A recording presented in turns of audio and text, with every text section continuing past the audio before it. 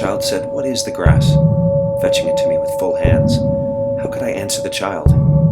I do not know what it is any more than he. I guess it must be the flag of my disposition, or of hopeful green stuff woven. Or I guess it is the handkerchief of the Lord, a scented gift in remembrance or designedly dropped, bearing the owner's name somewhere in the corners, that we may see and remark and say, "Whose?" Or I guess the grass itself is a child, the produced babe of vegetation. Or I guess it is a uniform hieroglyphic, and it means sprouting alike in broad zones and narrow zones, growing among black folk as among white, Canuck, Tuckahoe, Congressman, Cuff. I give them the same, I receive them the same. And now it seems to me the beautiful uncut hair of graves. Tenderly I will use you, curling grass. It may be you transpire from the breast of young men. It may be if I had known them, I would have loved them.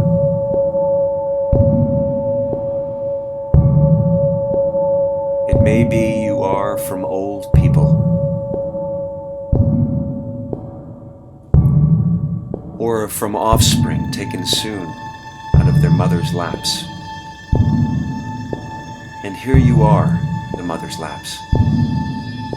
This grass is very dark to be from the white heads of mothers, darker than the colorless beards of old men. Dark to come from under the faint red roofs of mouths. Oh, I perceive, after all, so many uttering tongues. And I perceive they do not come from the roofs of mouths for nothing. I wish I could translate the hints about the dead young men and women, and the hints about old men and mothers and the offspring soon taken out of their laps. What do you think has become of the young and old men?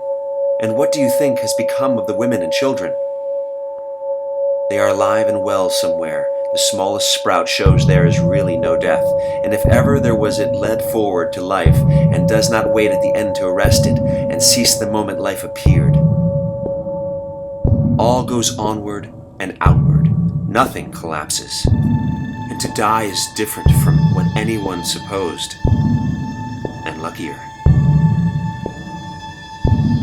Do you take it I would astonish? Does the daylight astonish? Does the early red start twittering through the woods? Do I astonish more than they? This hour I tell things in confidence.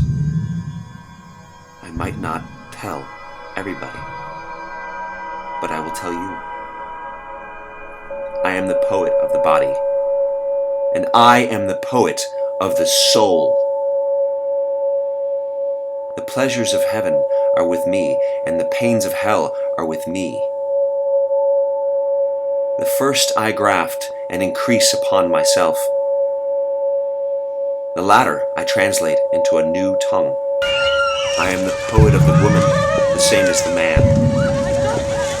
And I say it is as great to be a woman as to be a man. And I say, there is nothing greater than the mother of men. Walt Whitman, a cosmos of Manhattan the sun. Turbulent, fleshy, sensual eating, drinking, and breeding. No sentimentalist, no standard above men and women or apart from them, no more modest than immodest. Unscrew the locks from the doors. Unscrew the doors themselves from their jambs. I speak the password primeval. I give the sign of democracy. By God, I will accept nothing which all cannot have their counterpart of on the same terms. I do not press my fingers across my mouth. I keep as delicate around the bowels as around the head and the heart. Copulation is no more rank to me than death is. I believe in the flesh and the appetites. Seeing, hearing, feeling are miracles, and each part and tag of me is a miracle. Divine am I inside and out, and I make holy whatever I touch or am touched from. The scent of these armpits, aroma finer than prayer, this head more than churches, Bibles, and all the creeds.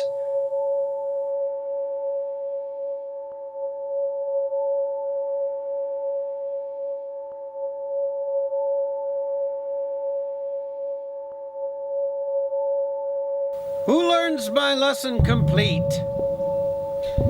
It is no little matter, this round and delicious globe, moving so exactly in its orbit, forever and ever, without one jolt or the untruth of a single second. It's wonderful.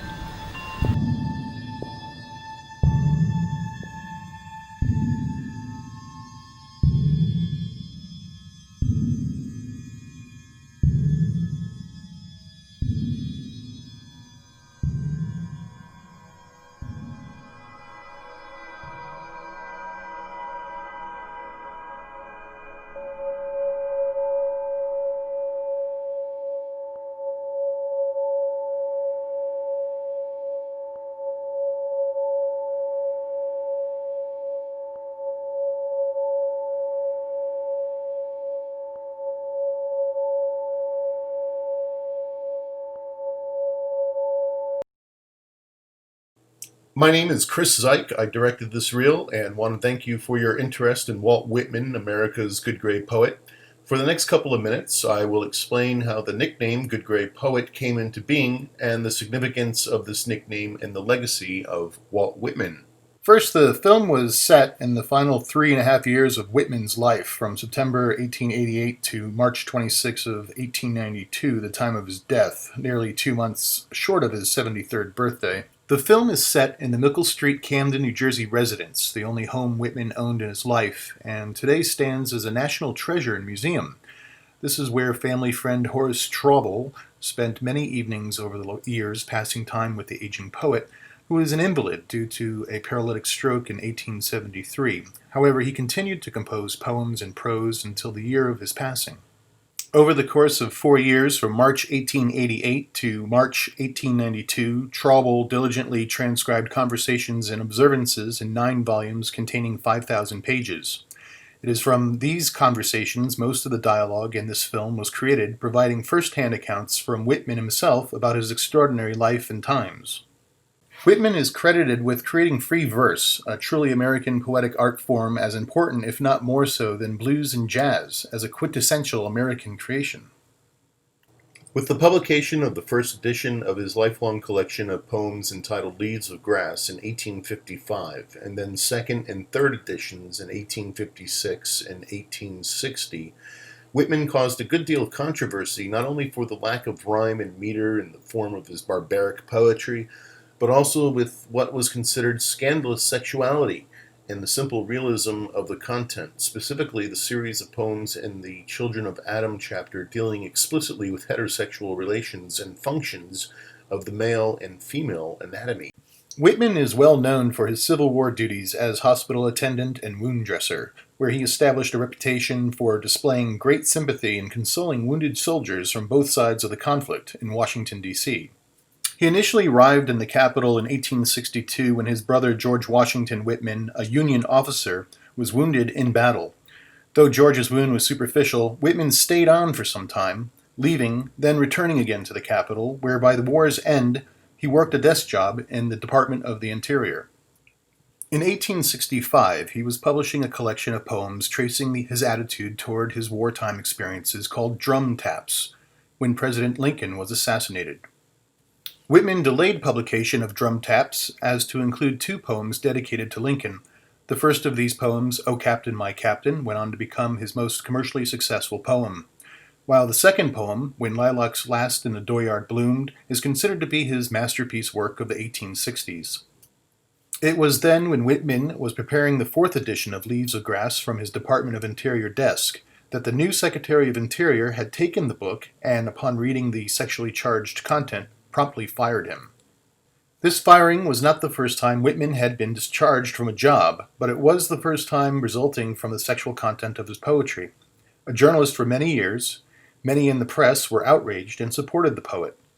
William O'Connor, an orator and close friend of the poet, wrote a book, with Whitman's help supplying information and documents, in defense of his character, entitled The Good Gray Poet. Initially a negatively polarizing publication, The Good Gray Poet identification allowed Whitman to gain elite support from esteemed literary figures around the world, including poet laureate Sir Alfred Tennyson. This recognition gave Whitman the support he needed not to have to apologize for his earlier poems from the first 3 editions, and allowed him to maintain his artistic imperative without compromise until his death. So our film, America's Good Gray Poet, consists of the authentic recollections of his storied life in his own words and his advanced years, with performance art renditions of his most important and provocative works from the first 3 editions of Leaves of Grass.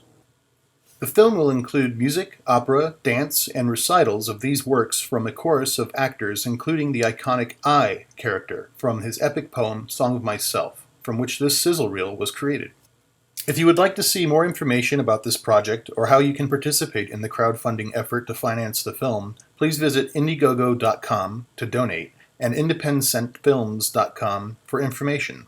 Every contribution will be rewarded with an incentive appropriate to the dollar value you wish to participate with. The minimum goal is to raise $25,000, and though many would consider this a lot of money, it really is a drop in the bucket in terms of film production. Not a drop of it would be wasted, and will go toward creating a fully realized set of the Mickle Street bedroom on a proper soundstage, and to provide transformative makeup and wardrobe for the actors and green screen studio rental. The actors and crew are dedicated professionals who will be greatly appreciative for your help to make this entertaining and educational film a reality. If you have any inquiries, you can submit email on either of the 2 websites provided on the screen. Thank you so much for your time and doing whatever you can to help us make our film. And please spread the Leaves of Grass to your family and friends. Thank you.